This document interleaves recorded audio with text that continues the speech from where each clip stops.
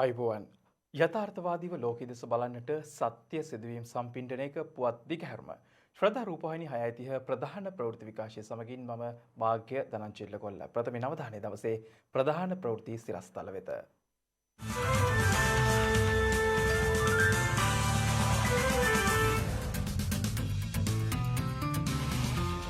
ඉදිරි මාස 4 සඳහා වන අතුරු සම්මත ගිණුම පාර්ලිමේන්තුවේදී විවාදයට ගැනේ.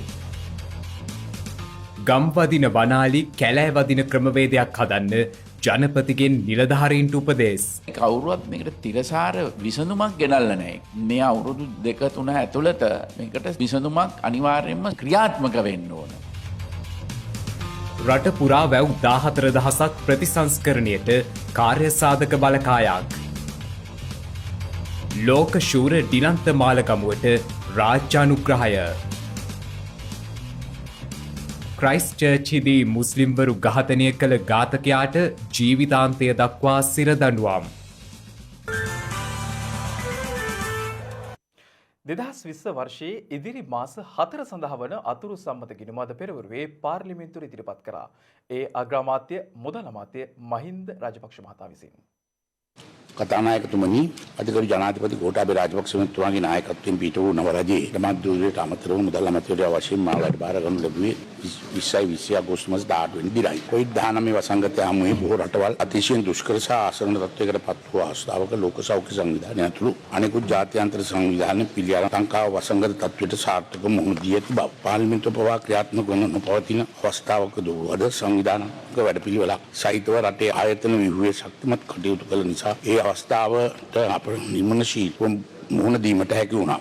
2019 නොවැම්බර් මාස රජය බාර ගන්නා විට රටේ ආර්ථිකය මේ තාම අවදානම් තත්ත්වයක. 2014 රට බාර දෙනකොට රටේ ආර්ථික වර්ධන වේගය 5%-6% අතර පැවතුනත් මේ තත්ත්වය ක්‍රමක්‍රමයෙන් පහළ ගොස් 2019 අවසාන වන විට දකුණු ආසියාවේ අඩුම ආර්ථික වර්ධනයේ මට්ටමට වෙන 2% දක්වා අඩු වෙලා තිබුණා. රටේ ව්‍යාපාර කඩාවැටලා තිබුණා. දේශීය ඉදිකිරීම් කර්මාන්ත ශාලා ඖෂධ සමාගම් වලට පොහොර සමාගම් වලට බිල්පත් ගෙවලා තිබුණේ නැහැ. ඒ අනුව 2019 නොපිය වූ බිල්පත් රුපියල් බිලියන 242ක්. ඒ කියන්නේ දල ජාතික නිෂ්පාදනයේ 2.3%කට වැඩි ප්‍රමාණයක් මේ අවුරුද්දේ අපිට දරා ගන්න සිද්ධ වෙලා තියෙනවා. 2019 දී අයවැගේ හිඟය 6.8% කියලා වාර්තා වුණාට ඇත්තටම අයවැගේ හිඟ නොගින් බිල්පත් එක්ක 9%ට වඩා වැඩි අගයක් ගන්නවා. නිගු බිල්පත් ගෙවන්න සංශෝධන පෙබරවාරි මාසයේදී මා විසින් ඉදිරිපත් කරන්නට සූදානම් වුණා. මුත් එදා බහුතර බලයක් තිබුණ අද විපක්ෂය ඒකට බාධා කළා. එදා ආර්ථිකය පණ ගන්න තිබුණු අවස්ථාව මේ තීරණයත් සමග පරක් වුණා. එවැනි තත්ත්වයක් තුළ තමයි අද සිද්ධ වෙලා තියෙන්නේ 2020 වර්ෂය වෙනුවෙන් දෙවන පරිපූර්ණක හැස්තමේන්තුවක් මේ සභාවට ඉදිරිපත් කරන්න. 2020 පළමු මාස 8 තුළ රජයේ සේවකයන්ගේ පඩිනඩි සඳහා රුපියල් බිලියන 521ක් පමණ වැය වුණා. ඒ අතරින් පොලී ගෙවීම් සඳහා රුපියල් බිලියන 675ක් වැය කරන අතර රජයේ සාධාරණ ධාරා වෙනත් සංගාම සඳහා රුපියල් බිලියන 390ක් පමණ වැය වෙනවා. ඒ අතරම 2019 වර්ෂයේ සිට නොගෙවූ බිල්පත් පියවීම සඳහාද විශාල මුදලක් ගෙවීමට සිදු වෙනවා. 2020 වර්ෂයේ සැප්තැම්බර් සිට දෙසැම්බර් දක්වා වූ මාස 4 කාලය සඳහා රජයේ වෙළඳ දරන්න රුපියල් බිලියන 1900ක් වෙන් කරගන්න සහ ඒ වෙනුවෙන් රුපියල් බිලියන 1300ක් ණය සීමාවක් අනුමත කරගන්න තමයි මේ පරිපූර්ණ හැස්තමේන්තුව ඉදිරිපත් කරන්නේ. මේ අනුව රජයේ වියදම් යම් ප්‍රමාණයකට කළමනාකරණය කරමින් පවතින අතර ඉදිරියේදී ඉහළ ආර්ථික වර්ධන අනුපාතයක් සමග රජයේ වැය අඩු කිරීමට පියවර ගනිමින් සිටිනවා. මේ අතර පාර්ලිමේන්තු මන්ත්‍රීවරුන් 26 දෙනෙකුගෙන් සමන්විත පාර්ලිමේන්තු කටයුතු පිළිබඳ කාරක සභාව අද නම් කළා. කතානායක මහින්ද යාපාභයවර්ධන මහතා විසින් අද උදෑසන පාර්ලිමේන්තුවේදී මෙලෙස මෙම සභාව නම් කළේ.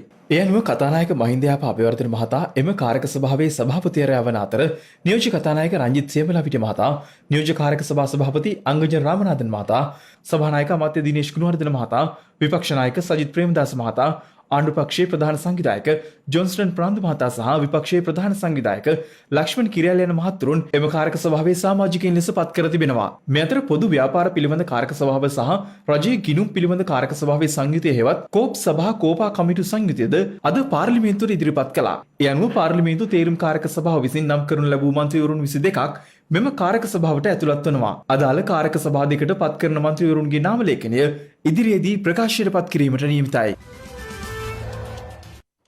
නිරන්තර ගැටලුවක්ව පවතින අලි මිනිස් ගැටුම සඳහා දෙවසරක් තුළ ස්ථිර විසඳුමක් ලබා දෙන්නයි ජනාධිපති ගෝඨාභය රාජපක්ෂ මහතා අද නිලධාරීන්ට උපදෙස් ලබා දී තිබෙනවා. අද දහවල් වනජීවී රැකවරණය අලිවැට හා අගල් ඉදිකිරීම ඇතුළු ආරක්ෂිත වැඩපිළිවෙල හා කැලෑන් නැවත වගා කිරීම හා වන සම්පත් සංවර්ධන රාජ්‍ය අමාත්‍යාංශයේ ඉදිරි සැලසුම් පිළිබඳව ජනාධිපති කාර්යාලයේ පැවති සාකච්ඡාවකදී ජනාධිපතිතුමා මේ බව සඳහන් කළේ. මෙහිදී ජනාධිපතිතුමා පෙන්වා දී ඇත්තේ 2019 වසරේදී වන අලි ගම්වැදීමෙන් මිනිස් ජීවිත 122ක්ද වන අලි 407 දෙනෙක්ද මිය ගොස් ඇති බවයි. එමෙන්ම මේ වසරේ ගත වූ මාස 8 තුළ මිනිස් ජීවිත 62ක් හා වනාලි 200 දෙනෙකු මිය ගොස් ඇති බවද ජනාධිපතිතුමාව ධාරණය කර තිබෙනවා. මෙමගින් වගා කටයුතු වලටත් දෛනික ජන ජීවිතෙන් මෙන්ම වනාලි ගහණයටද එල්ල වී ඇති තර්ජන අති විශාල බවයි ජනාධිපතිතුමන් නිලධාරීන්ට සඳහන් කළේ. හෙක්ටයාර 12 ලක්ෂයක කැලෑබිමක් වනජීවී දෙපාර්තමේන්තුව සතුව තිබෙන බවත් වන සතුන්ගේ ආහාර පිළිබඳ සොයා බැලීමටද වනජීවී සංරක්ෂණ දෙපාර්තමේන්තුවේ වගකීමක් වන බවත් ජනාධිපතිතුමා මෙහිදී පෙන්වා දුන්නා. දීර්ඝ කාලයක සිට පවතින ගැටලුවට විසඳුමක් සෙවීමට හෝ උපාය මාර්ග සකස් කිරීමට හෝ අදාළ ක්ෂේත්‍රවල නිලධාරීන්ට නොහැකිවීම ගැන ජනාධිපතිතුමා සීමාවිතේ පළ කළා. වනාලි ගම්වැදීම වළක්වා ජන ජීවිතය සහ වගාබිම ආරක්ෂා කිරීමට ස්ථිර විසඳුමක් සෙවීම සඳහා මෙහිදී කමිටුවක්ද පත් කර තිබෙනවා. අද ජනතාවට තිබෙන ප්‍රශ්න අතුරින් විශාලම ප්‍රශ්නයක් වෙලා තිබෙනවා. අද ඕන දවසක පත්තරයක් බැලුවොත් එක්ක අලි මැරිලා එහෙම නැත්නම් මිනිස්සු මැරිලා. ඉතින් වගා විනාශය අති විශාලයි. අපි අලියන්ට ආදරේ. හැබැයි කතා කරොත් මේ අලියගෙන් දුක් විඳපු කෙනෙකුට ඒ මිනිහත් ජම්ම වෛරයි අලියත් එක්ක. මට හොඳටම එක්ස්පීරියන්ස් තියෙනවා මේ අලියගෙන් ගුටි කාපු මිනිස්සුන් අලියා ගැන හිතන්නේ තියා අලියා ගැන කතා කරනකොටත් තරහයි. මොකද මේ මිනිස්සු දුක් විඳලා නේ ඉන්නේ. ගේ කඩලා කුඹුර විනාශ කරලා මේගොල්ලෝ එන්නෙම ඒන් වලට වගා කරපු දේවල් වලට ගෙවල් වලට වී වලට දැන් කීයක් මැරෙනවද? අලිත් මැරෙනවා මිනිස්සුත් මැරෙනවා. ඉතින් මේක විශාල ප්‍රශ්නයක් බවට පත් වෙලා ඒ පැත්තේ මිනිසුන්ට කතා කරාම මේ මිනිස්සු හරිම තරහින් අලිත් එක්ක. ඒ තරහ එන්න වැඩි වෙනවා මිනිස්සු ප්‍රමාණය. අපිට හොයාගන්න පුළුවන් වෙයි මේ අලින්ට ජීවත් වෙන්න සුදුසු කවුඩුල්ල මින්නේරිය ඒ ප්‍රදේශ අඩු ගානේ දැන්මම ආරක්ෂා කරගත්තොත් අපිට තව නැත්තම් ඒවා එන්න ගම් හැදිලා ආක්‍රමණය වෙලා දැන් මේක එක කාලයක් වෙයි සම්පූර්ණයෙන්ම අලින්ට ඉන්න තැනක් නැති. මේ අවුරුදු ගානක් තිස්සේ මේවා සාකච්ඡා වෙනවා. හැබැයි ක්‍රියාත්මක වෙලා නැහැ තිරසාර ක්‍රමවේදයක්. ඉතින් අපි දැන් ඒක අනිවාර්යයෙන්ම මොකද අවුරුදු මේක අද ඊයේ නෙවෙයි මේ සාකච්ඡාව අවුරුදු මං හිතන්නේ 20ක් 30ක් සාකච්ඡා වෙනවා. හැබැයි කවුරුවත් මේකට තිරසාර විසඳුමක් ගෙනල්ලා නැහැ. එන්න ප්‍රශ්නේ වැඩි වෙනවා. ඉතින් ඉක්මනින්ම මේ අවුරුදු 2-3 ඇතුළත මේකට විසඳුමක් අනිවාර්යයෙන්ම ක්‍රියාත්මක වෙන්න ඕන. ආර්ථික පුනර්ජීවනය වෙනුවෙන් සරල බදු ක්‍රමයක් හඳුන්වා දීම සඳහා බදු පනත් කිහිපයක් සංශෝධනය කිරීමට කැබිනට් අනුමැතිය හිමි වී තිබෙනවා. මේ එම තීරණය සහ තවත් කැබිනට් තීරණ කිහිපයක්. ආර්ථික පුනර්ජීවනය සඳහා අත්‍යවශ්‍ය කාරණයක් විදිහට සරල විනිවිදභාවයෙන් යුතු සහ කාර්යක්ෂම බදු ක්‍රමයක් ශ්‍රී ලංකාව හඳුන්වා දිය යුතුයි කියලා. මුදල් අමාත්‍යවරයා ලෙස කටයුතු කරන අග්‍රාමාත්‍යතුමන් 2009 අංක 9 දරන ජාතිය ගොඩනැගීමේ බදු පනත, 2006 අංක 13 දරන ආර්ථික සේවා ගාස්තු පනත, 2011 අංක 18 දරන වරාය සහ ගුවන් තොටුපළ සංවර්ධන බදු පනත, 2018 අංක 35 දරන මුදල් පනත සංශෝධනය කිරීමට අවශ්‍ය කරන කෙටුම්පත් ඉදිරිපත් කරලා ඒ ගැසට් මගින් ප්‍රසිද්ධ කිරීමට ඊ අමාත්‍ය මණ්ඩල අනුමැතිය ලබා දුන්නා. ඒ වගේම 2017 අංක 24 දරන දේශීය ආදායම් පනතත් 2002 අංක 14 දරන එකතු කළ අගය මත බදු පනතත් අවශ්‍ය සංශෝධන සිදු කිරීමට නීති කෙටුම්පත් සම්පාදකට උපදෙස් ලබා දීම සඳහා අමාත්‍ය මණ්ඩලයේ අනුමැතිය ලබා දුන්නා.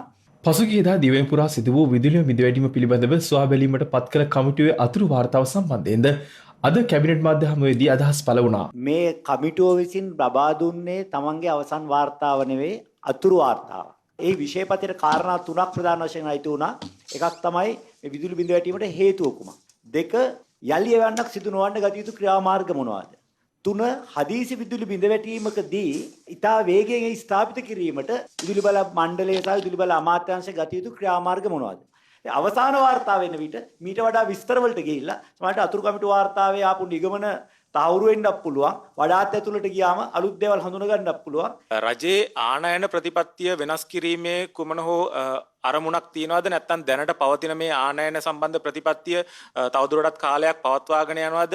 අපි අතිවිශාල ප්‍රමාණයක් ලංකාවේ ආනයන වෙළඳපොළ මත යැපුණේ. ඉතින් මෙම වෙළඳ ශේෂය මගහරවා ගැනීම අපේ ජාතික කර්තව්‍යයක් හැටියට අපි දැකලා තිබෙනවා. ඉතින් ඒක තමයි අපි ආරම්භ කළ තිබෙන්නේ අපේ ජාතික වශයෙන් ඉතාම වැදගත් කර්තව්‍යයක්. වේලේ අගය ශක්තිමත් කර ගැනීම හරහා ඩොලරයේ අගය පහත හෙලා ගන්න පුළුවන් නම් ඒක රටේ වෙළඳාමට වගේම අපේ ණය බේරුම් කරණයේදී විශාල ශක්තියක් ලැබෙන කාරණයක්. අද දින අතුරු සම්මත ගිණුමක් ඉදිරිපත් කරනවානේ පාර්ලිමේන්තුවේ ඉතුරු මාස 4ක වියදම් පියවා ගැනීම සඳහා රජයේ වියදම් සඳහා බිලියන 1700ක් වෙන් කරලා තිබෙන බවට ආරංචි මාර්ග තියෙනවා. එකෙන් බිලියන 1300ක් නැවත ණයක් වශයෙන් තමයි ලබා ගන්නේ. ආණ්ඩුවක් අත්‍යවශ්‍යයෙන් දැරිය යුතු වියදම් ගණනාවක් තියෙනවා. එක වැටුප් ගෙවන්න ඕනි, විශ්‍රාම වැටුප් ගෙවන්න ඕනි, රාජ්‍ය ආන්ත්‍රණය නඩත්තු කරන්න තියෙන පුනරාවර්තන වියදම් ප්‍රමාණයක් තියෙනවා. අපේ රටේ වක්‍රබදු ආදායම මත තමයි අපි රැඳෙන්නේ. 120ට අඩුයි අපේ ඍජුබදු ආදායම. ඒ නිසා ආනයන සීමා කිරීම හරහා ආණ්ඩුවේ ආදායම බරපතල ලෙස පහත වැටිලා තියෙනවා. අත්‍යවශ්‍ය පවත්වා යුතු වියදම් තියෙන. ඒ වගේම මෙතනින් සඳහන් කර විවිධ සහන මේ ආර්ථික අර්බුදයෙන් ගොඩ ඒම සඳහා යම් ආර්ථිකයේ පුනර්ජීවනයට අවශ්‍ය කරන වියදම් දැරීමට සිද්ධ වෙලා තියෙනවා. අගතිරපත් පාර්ශවයන්ට යම් සහන සැලසීම් සඳහා වියදම් දරන්න වෙලා තියෙනවා. අත්‍යවශ්‍ය වියදම් ටික පවත්වාගෙන යන්න වෙලා. ඒතොර ආණ්ඩුවේ ආදායම අඩු වුණු තත්ත්වයකදී මේ වියදම් වර්ග තුන දරන්න වෙනවා නම් ආණ්ඩුවට වෙනත් විකල්පයක් නැහැ. කොතරම් අකමැති වුණත් යම් ප්‍රමාණයක් ණය ගන්න සිද්ධ වෙනවා. මේ අතර මෝටර රථ ශූර ඩිලන්ත මාලගම මහතාගේ ඉදිරි ක්‍රීඩා කටයුතු සඳහා රජය විසින් අනුග්‍රහය දැරීමට කටයුතු කරන බවද කැබිනට් මාධ්‍ය ප්‍රකාශක අමාත්‍ය කෙහෙලිය රමුක්කැල්ල මහතා සඳහන් කළා. සෑම ග්‍රාම සේවා වසමක් සඳහාම එක බැගින් ග්‍රාමීය වැව් 14000ක් ප්‍රතිසංස්කරණය කිරීමට සැලසුම් සකස් කරන බව වාරිමාර්ග අමාත්‍ය චමල් රාජපක්ෂ මහතා පවසනවා.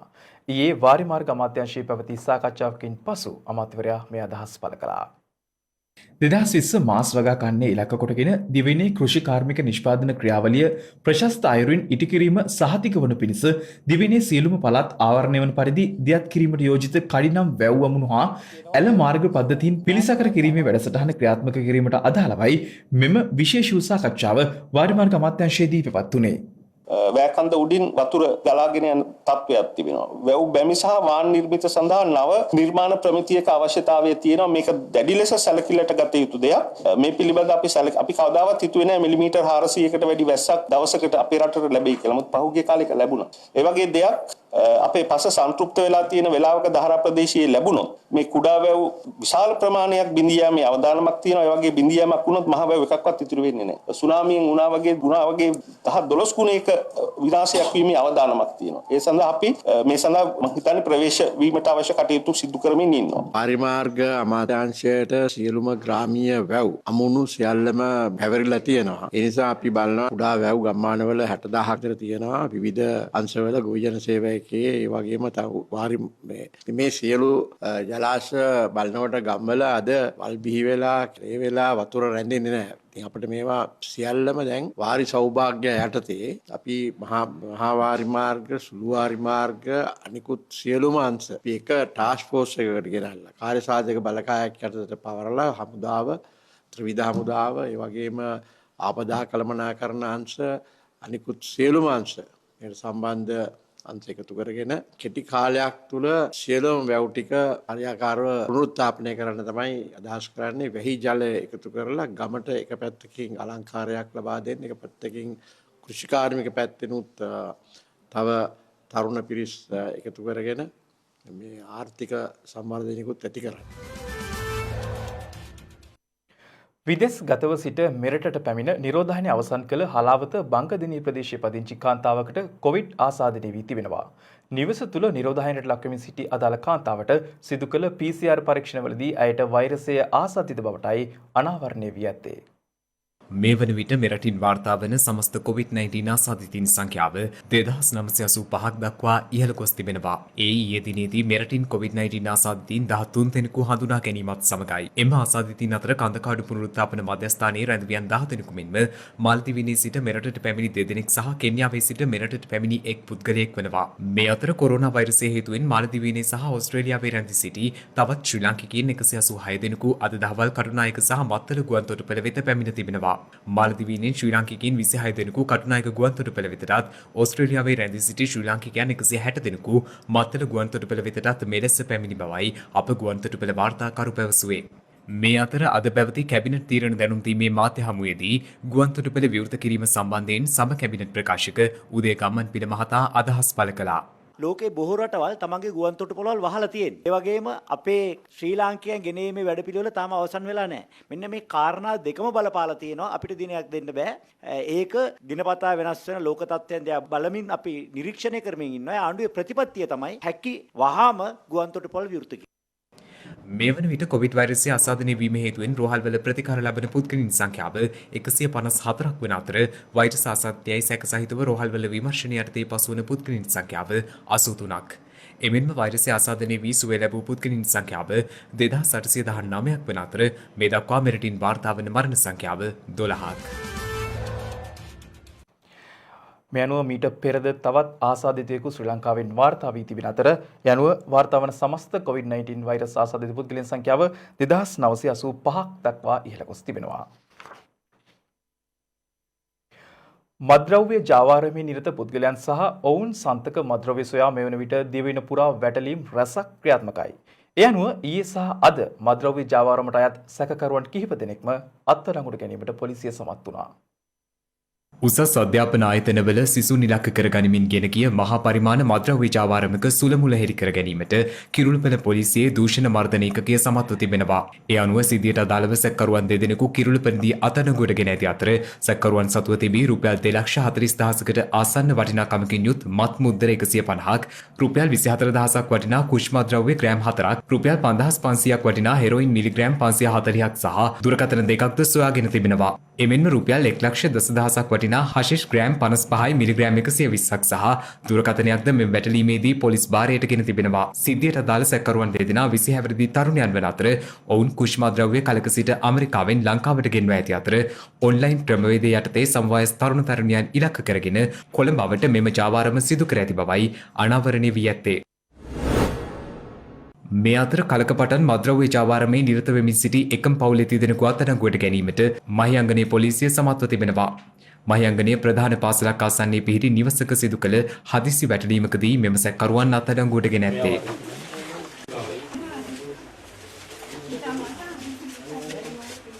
මෙහිදී හෙරොයින් ග්‍රෑම් 11 මිලිග්‍රෑම් 720ක් මද්‍රව්‍ය මිලදී ගැනීමට පැමිණි පුද්ගලයන් විසින් ඇපයට තැබූ ජංගම දුරකථන 14ක් ජාතික හැඳුනුම්පත් 9ක් පියදුරු බලපත්‍ර සහ 1,89,000කට අධික මුදල් ප්‍රමාණයක්ද සොයාගෙන තිබෙනවා.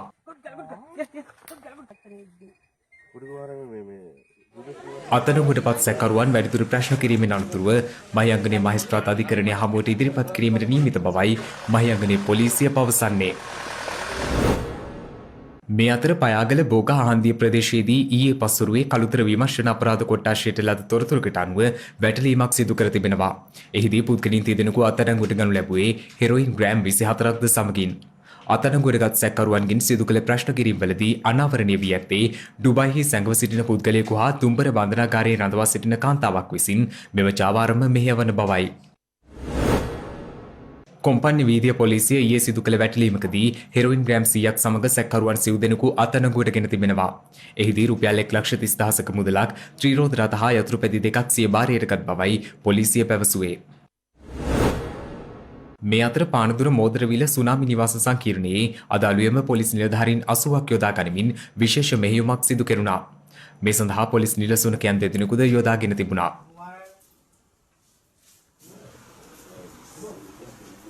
මෙහිදී පුද්ගලයන් 6 දෙනෙකු මත්පෙති මත්කුඩු හා දුම්බැටි සමග අත්අඩංගුවට ගත් අතර තවත් සිව් දෙනෙකු සැකපිට අත්අඩංගුවට ගත් බවයි පොලිසිය සඳහන් කළේ.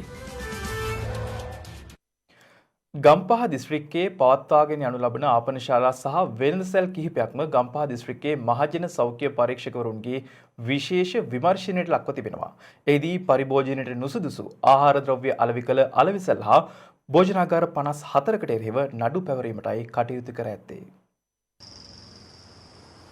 කොවිඩ් වසංගතය හේතුවෙන් පසුගිය කාලවකවානුවේ වසා දමා තිබූ ආයතන මේ වන විට යළි විවෘතව පවතිනවා. සෞඛ්‍ය දෙපාර්තමේන්තුවේ නීති රීතිවලට අනුගතව සිය ව්‍යාපාර කටයුතු සිදු කරගෙන යාම සඳහායි එම දෙපාර්තමේන්තුව විසින් සියලු ආයතනවලට නියෝග ලබා දී තිබුණේ. ඒ අනුව මේ වන විට ගම්පහ දිස්ත්‍රික්කයේ විවෘතව පවතින රාත්‍රී අලවිසැල් හා රාත්‍රී භෝජනාගාරවල තත්ත්වය සොයා බැලීම සඳහා විශේෂ මෙහෙයුමක් ඊයේ ගම්පහ දිස්ත්‍රික්කයේ මහජන සෞඛ්‍ය පරීක්ෂක කොට්ටාශ 17ක් කේන්ද්‍ර කරගනිමින් සිදු වුණේ මහජන සෞඛ්‍ය පරීක්ෂක නිලධාරීන් 100කගේ පමණ සහභාගීත්වයෙන්. එහිදී බැලුම්මහර ප්‍රදේශයේ රාත්‍රී භෝජනාගාරයක් පරීක්ෂා කළ මහජන සෞඛ්‍ය පරීක්ෂකවරුන්ට විකිණීම සඳහා තබා තිබූ පණුවන් සහිත පිසින ලද පරිප්පු මෙන්ම භාවිතයට නුසුදුසු ආහාර වර්ග කිහිපයක්ම සොයා ගැනීමට හැකියාව ලැබුණා.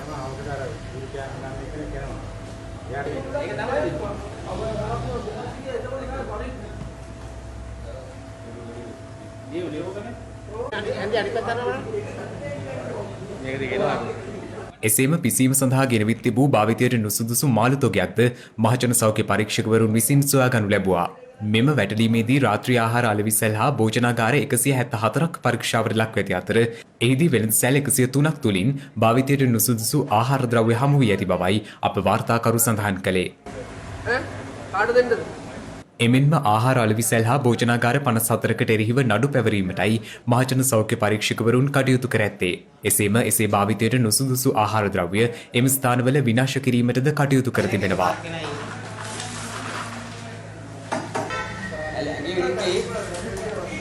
මෙහිදී අනාවරණය වී ඇති වැදගත්ම කාරණය වන්නේ පරීක්ෂාවට ලක් කරන ලද වෙළඳ සැල් හා භෝජනාගාර අතරින් බොහෝමයක් සෞඛ්‍ය දෙපාර්තමේන්තුව විසින් නිකුත් කර ඇති අත්සේදීම මුවාවරණ පැළඳීම යන සෞඛ්‍ය රීතීන් නිසි පරිදි අනුගමනය නොකරන බවයි. එම ආහාර වෙළඳ සැල් සහ පරිභෝජනාගාර වෙත දැඩි ලෙස අවවාද කර ඇති බවද අප වාර්තාකරු පවසනවා. හාලිඇල උදේනි ගම්මානයේ කුඹුරු ගොවිතැන් සඳහා ජලය සැපෙන වසර 40කට වඩා ඉපැරණි වැවක් විනාශ වෙමින් යන පුවතක් අපට වාර්තා වුණා. හාලිඇල ප්‍රාදේශීය ලේකම් කොට්ටාශයට අයත් කොකටිය මළුව ග්‍රාම සේවා වසමේ උදේනි ගම්මානයේ පවුල් 200ක් පමණ සිය ජීවනෝපාය සරිකරගන්නේ වී ගොවිතැනෙන්. එම ගම්මානයේ වී පැල් 70ක් පමණ වගා කෙරෙන කුඹුරු සඳහා ජලය ලබා ගන්නෙත් එදිනෙදා ජල අවශ්‍යතාවය සපුරා ගන්නෙත් වසර 40කට වඩා ඉපැරණි එම ගම්මානයේ පිහිටි වැවේ පිටියේ වැවිනුයි.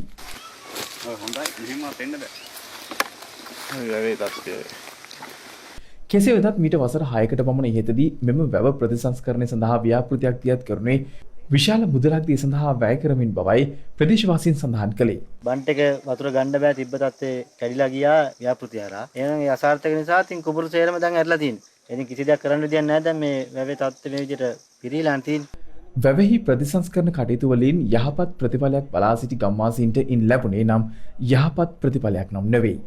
මේ වන විට වැවේ පිටියේ වැවෙහි ඇති රොන්මඩ ඉවත් කිරීම සඳහා භාවිත කළ බැකෝ යන්ත්‍ර වලින් වැවට ජලය සැපෙවූ ජල උල්පත් සිඳී ගොස් ඇති බවයි ගම්වාසීන් පවසන්නේ. අවුරුදු 10කට විතර කලින් සාමාන්‍ය මේ මට්ටමට එනකම් ඒක නෝල් ඉන්න තැනක වතුර තිබ්බද ඔය ගාන්තර? මට්ටමටම කන්න දෙකටම වැඩ කරන්න ඇති වෙන්න වතුර පිරුණා. දැන් පේනවා අර කුඹුරු දෙකක්වත් ඉතින් කන්නේට වැඩ කරගන්න බෑ. මෙතනින් උඩ සම්පූර්ණම අර අරහෙටම යනකම් අර කැලේ වැවිලා තිබුණාට සම්පූර්ණ තියෙන වැව තිබුණ ප්‍රදේශය. මේ සේරම පස් වලින් යට වෙලා JCB දාලා හැරුවාට අර එයාලා කපලා ආපහු වැව්වේ වතුර උල්පත් තියෙන ප්‍රදේශය. සම්පූර්ණ වැව මඩ පිරීලා වතුර පිරෙන්නේ ඉතින් කුඹුරු දෙකක්වත් වැඩ කරගන්න විදිහට වතුර පිරෙන්නේ. මේ හේතුවෙන් ගම්මානයේ ජනතාවගේ ජීවනෝපාය සරිකල වී ගොවිතැනත් භෝගවගාවත් සිදු කිරීමට නොහැකිව ගම්වාසීන් දැඩි අපහසුතාවට පත්ව තිබෙනවා. මේ කාලේ කුඹුරු ඔක්කොම ඇතරලා තියෙන්නේ මේ වතුර පිරලා තිබුණා නම් කුඹුරු ඔක්කොම වැඩ කරනවා. ව්‍යාපෘති අසාර්ථක නිසා තමයි මඩ පිරලා එහෙම වුණා. කොන්ත්‍රාක්ට් එක ගත්ත කට්ටිය යාලා හිතුවා නම් අපි වැඩේ කරලා ගියා. කිසිම මේ ව්‍යාපෘතිය බැලුවේ නැහැ. ව්‍යාපෘතිය බලලා තිබ්බනම් ඒ වගේ මේ භාගයට කරලා යන්නේ නැහනේ. ඒ කට්ටිය වාර්තාව දෙන්න නැති අන්තිමට වැඩේ සම්පූර්ණ ඉවරයි. වැව සම්පූර්ණ හදලා තියෙන්නේ කියලා. දැන් සිව් දෙසින් වාර්තා වූ පුවත් කිහිපයක් සමගින් සිව් දෙස පුවත්.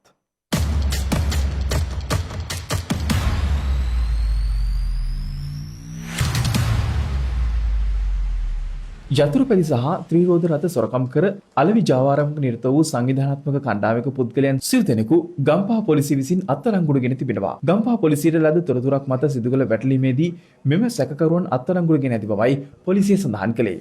මොවුන් විසින් කඳාන ජායල සහ වත්තල යන ප්‍රදේශවල යතුරුපැදි සහ ත්‍රිරෝද රථ සොරකම් කර ඒවාට ව්‍යාජ අංක තහඩු යොදා අඩු මුදලට වෙනත් පුද්ගලයන්ට අලෙවි කර ඇති බවයි පොලිසිය සිදු කළ මූලික විමර්ශන වලින් අනාවරණය වී ඇත්තේ. එලෙස සොරකම් කරන ලද යතුරුපැදි 13ක් සහ ත්‍රිරෝද රථ 3ක්ද පොලිසිය විසින් පසුගියදා සොයාගත්තා.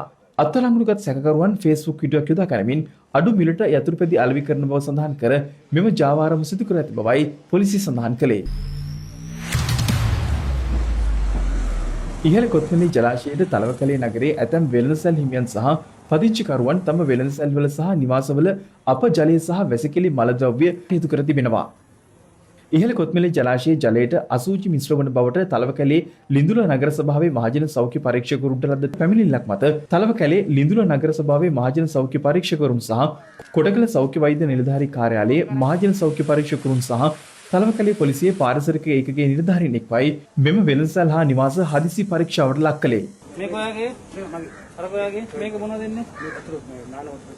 එසේ සිදු කළ පරීක්ෂාවේදී ඉහළ කොත්මලේ ජලාශයට යාබදව පිහිටි නිවාස සහ වෙළඳසැල් 40ක පමණ අපජලය සහ වැසිකිලි මල ද්‍රව්‍ය ඍජුවම ඉහළ කොත්මලේ ජලාශයට මුදාහරන බව තහවුරු වී තිබෙනවා. එම නිවාස හිමියන්ට සහ වෙළඳ ව්‍යාපාරිකයන්ට දින 7ක කාලයක් මහජන සෞඛ්‍ය පරීක්ෂකවරුන් විසින් කාලය ලබා දුන් අතර එම කාලය අතරතුර කොත්මලේ ජලාශයට අපජලය සහ වැසිකිලි මල ද්‍රව්‍ය මුදා නොහැරීමට යම් ක්‍රමවේදයක් සකස් කර ගන්නා ලෙස නියෝග කර තිබෙනවා.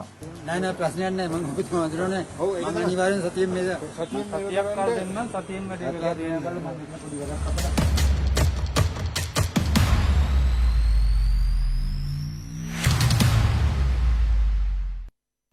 දැන් අවධානය විදේශ පුවත් වෙතට. පසුගිය වසරේ මාර්තුවේදී මුස්ලිම් දේවස්ථාන දෙකකට වෙඩි තබා බැතිමතුන් 51 දෙනෙකු ඝාතනය කිරීමේ සිද්ධියට වරදකරු වූ පුද්ගලයාට ජීවිතාන්තය දක්වා සිර දඬුවම් ලබා දීමට නවසීලන්ත අධිකරණය නියෝග කර තිබෙනවා.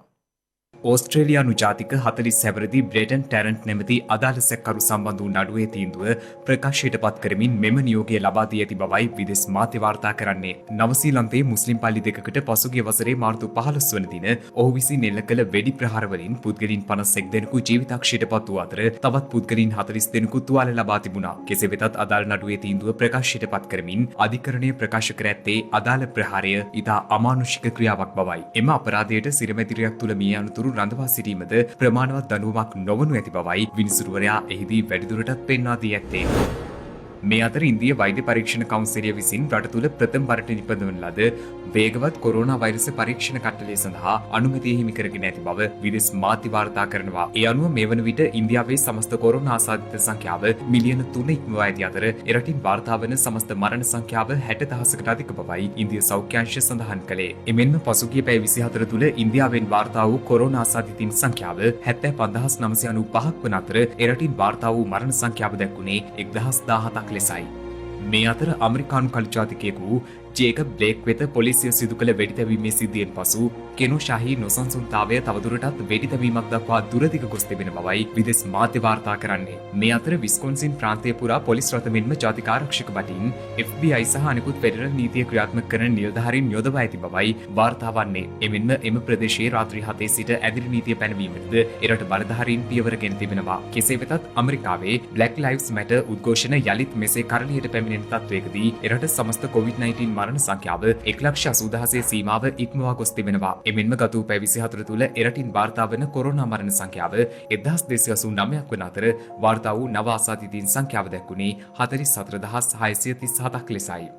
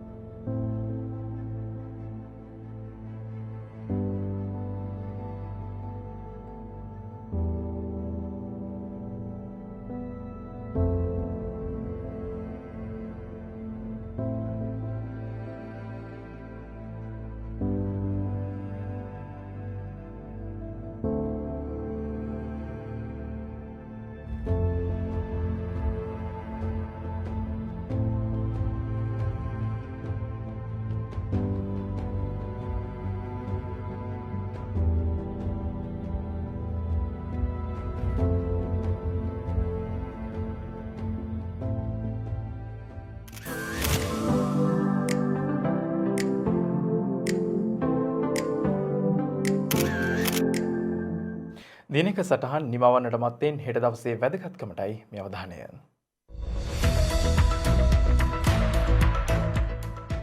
හෙට අගෝස්තු 28 වනදා සුප්‍රකට ග්‍රන්ථ කතුවරයෙකු, පඬිවරයෙකු, ආයුර්වේද වෛද්‍ය ශාස්ත්‍රය පිළිබඳ විශාරදයෙකු පූජ්‍යපාද කිරියැල්ලේ ඥානවිමල ස්වාමීන්ද්‍රයන් වහන්සේ අපවත් වී ඇත්තේ 1984 අගෝස්තු මාස 28 වන දිනයි. උන්වහන්සේ විසින් කෙටි කලක් ඇතුළත ත්‍රිපිටකය සංශෝධනය කර කාණ්ඩ 15කින් සකස් කර ඇති අතර සිංහල, පාලි හා සංස්කෘත යන භාෂාවලින් රචනා කර ඇති පොත් සංඛ්‍යාව 100කට අධිකයි. බ්‍රිතාන්‍ය වහල්භාවය අහෝසි කිරීමේ පනතට රාජකීය අනුමැතිය හිමි ඇත්තේ 1833 අගෝස්තු මාස 6 වැනි දිනකදී. වසර ගණනාවක් තිස්සේ වහලුන් විඳි දුක් වේදනා අවසන් කරමින් මෙම පනත බලාත්මක වූ අතර මෙම ක්‍රියාව වහල් වෙළඳාම අවසන් කිරීම සඳහා වඩා පුළුල් හා අඛණ්ඩ ක්‍රියාවලියක තීරණාත්මක පියවරක්ද වනවා. ශ්‍රීමත් විලියම් හර්ෂල් විසින් සෙනසුරු වටහා වූ එන්සෙලාඩස් ලෙස නම් කරන ලද නව සඳ සොයා ගනු ලැබුවේ 1789 අගෝස්තු මාස 6 වැනි දිනකයි. සිය පළමු නිරීක්ෂණය සඳහා මීටර් 1.2ක දුරේක්ෂය අහස දෙසට යොමු කළ විටයි සෙනසුරු වටා නව සඳක් සොයා ගැනීමට ඔහුට හැකි වී ඇත්තේ.